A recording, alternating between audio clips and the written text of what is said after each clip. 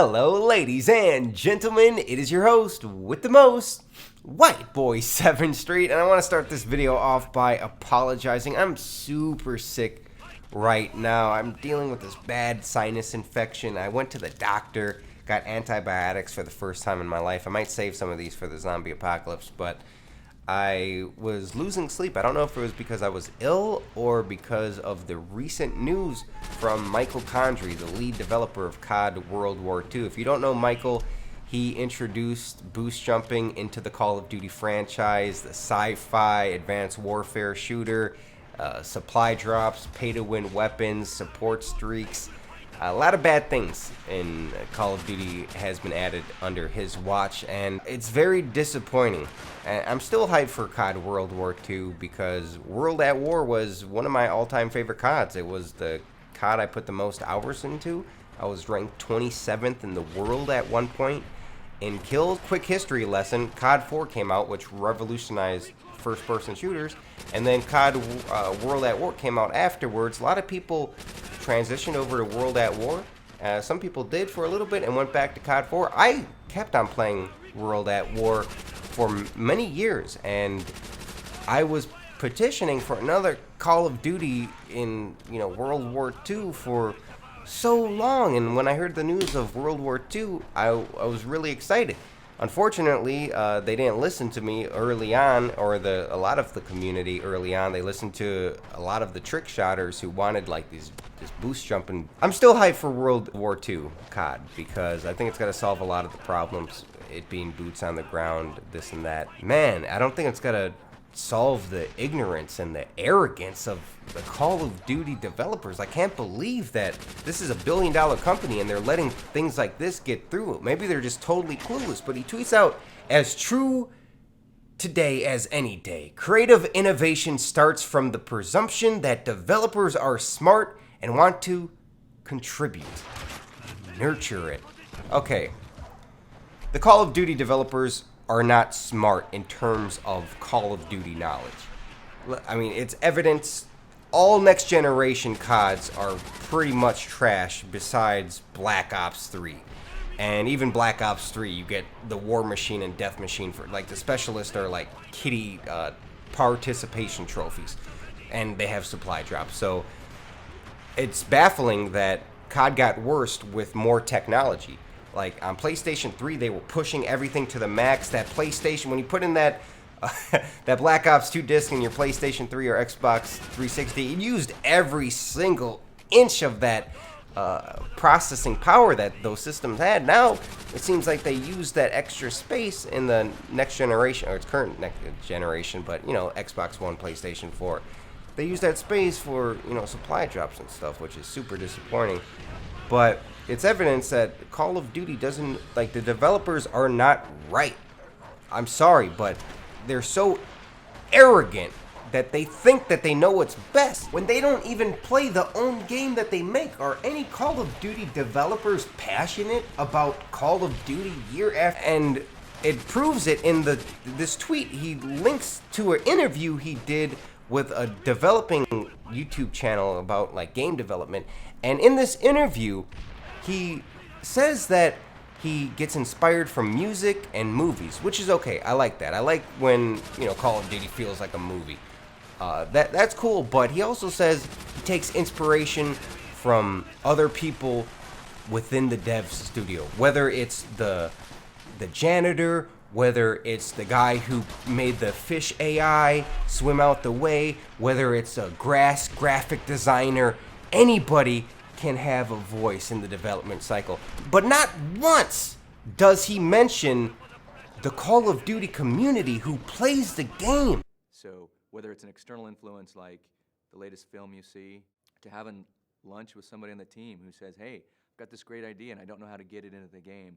That is the biggest mistake that you can make as a developer. The customer is always right.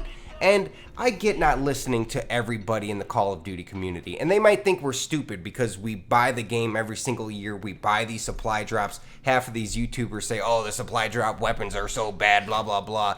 And then next week, new XMR8 unboxing video. Spent $500. Did I get it? So I understand why the Call of Duty developers think we're fucking stupid, and most of the Call of Duty community is, to be honest. But what are the credentials of these people?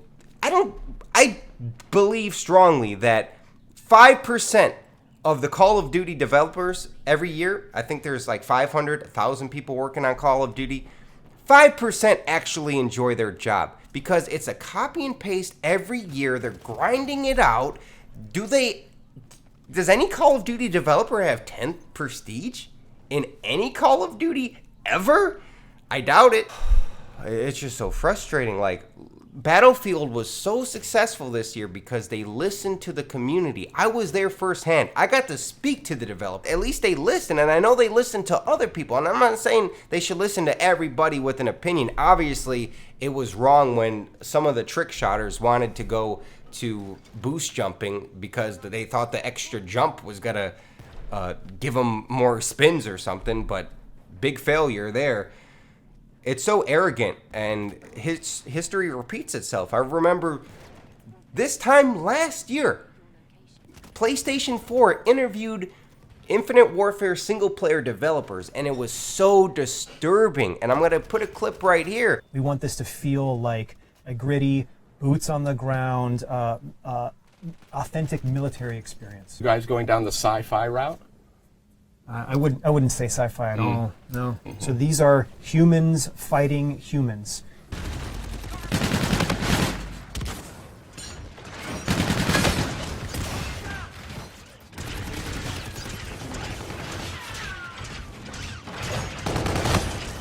What was the motivation to bring it to space, and what were kind of the opportunities there for you guys?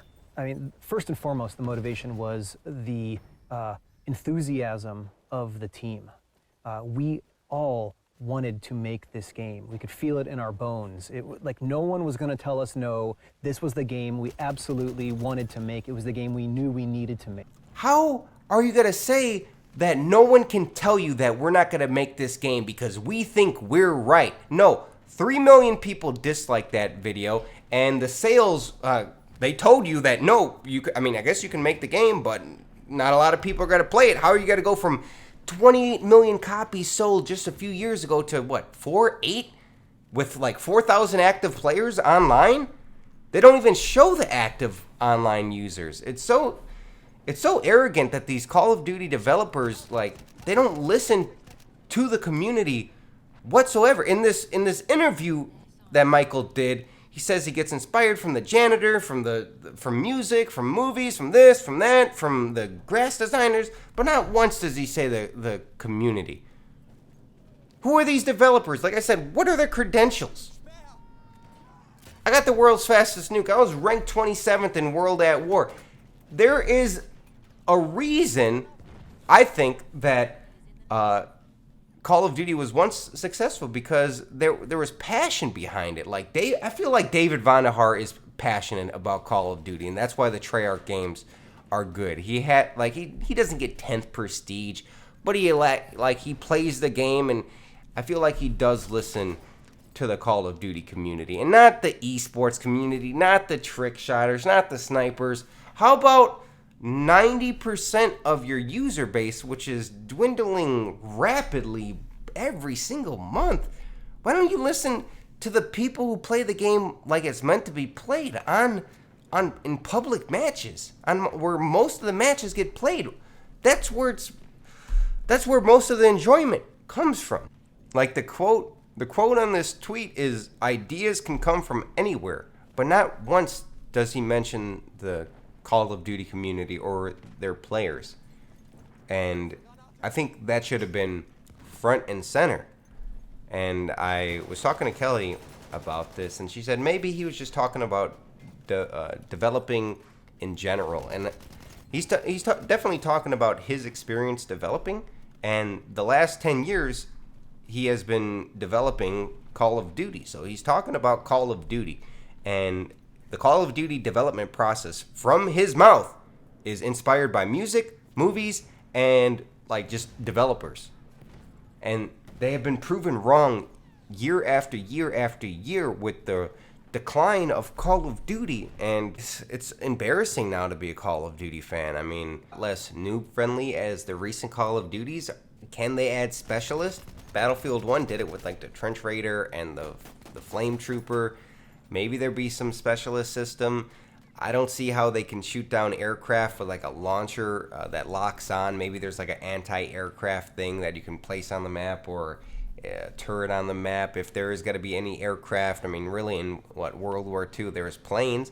I think planes would be cool, but I mean, I don't want to give them any ideas, but I'm just thinking how, like, if you die 5 times, you're going to spawn in like a super-powered tank. Like, that's what Call of Duty has been becoming when they focus on the bad players, and it makes the good players, like, just... When they focus on the bad players and try to hold their hand and give them participation trophies, it takes away from the satisfaction. I also think COD in World War II is going to be nice in terms of being immersive and actually feel like real life, kind of. Because, I mean, I play games not to simulate real life, but, like, I like at least being realistic. Guys, this really helped a lot, ranting. And actually just talking kind of cleared my nose up a little bit. And but I got a little headache just getting like, I just don't get it. I don't get how Call of Duty has became what it is today, and the steps that they take is just one bad step after the other, and they don't listen or learn from history. Guys, thank you. Let me know what you think. I'm going to try to go back to sleep.